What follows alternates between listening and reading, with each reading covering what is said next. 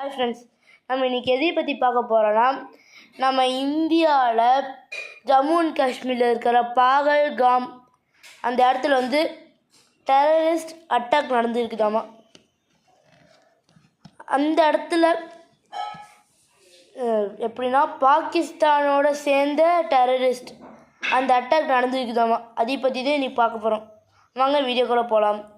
Okay, first start பண்ண உடனே அந்த பிளேஸை நான் சொல்லிடுறேன்.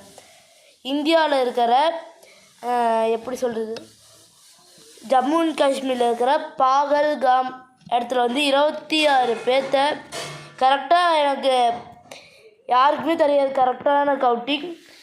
நான் எல்லோரும் 26 பேருன்னு சொல்கிறாங்க. ஓகே, 26 பேர்த்த எப்படின்னா பாகிஸ்தான் சேர்ந்த டெரரிஸ்ட் இது பண்ணி ஷூட்டிங் நடந்துக்குதாமா.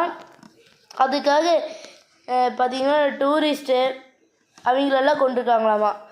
பார்த்திங்கன்னா இப்போ டூரிஸ்டெல்லாம் இருக்கிறாங்களா ஃப்ரெண்ட்ஸ், அந்த 26 பேர்த்து தவிர மற்றவங்க எல்லாத்தையும் அங்கேயே பிடிச்சி வச்சுக்கிட்டாங்களாமா. நம்ம தமிழ்நாட்டிலேருந்து போனவங்களையும் மற்ற பிளேஸ்லேருந்து ஸ்டேட்ஸ்லேருந்து போனவங்களையும் அங்கேயே இருக்க சொல்லிட்டாங்களாமா. இந்த நியூஸ் எல்லாம் நான் எங்கேருந்து பார்க்குறேன்னா, இந்த நியூஸ், டெலிவிஷன், நியூஸ் பேப்பர், ஏன்னா ஹெட்லைனே அதுதான் வருது ஃப்ரெண்ட்ஸ். ஆனால் ப்ரைம் மினிஸ்டரே இதை பற்றி தான் பேசியிருக்காரு ஃப்ரெண்ட்ஸ். இந்த மாதிரி நிறைய இன்ஃபர்மேஷன் தெரிய நான் பாட்டாக இந்த வீடியோவை பிரித்து போடுறேன். ஏன்னா இது ஈஸியாக சொல்ல முடியாது ஃப்ரெண்ட்ஸ், ஏன்னா நிறையா விஷயம் நடந்துருக்குது.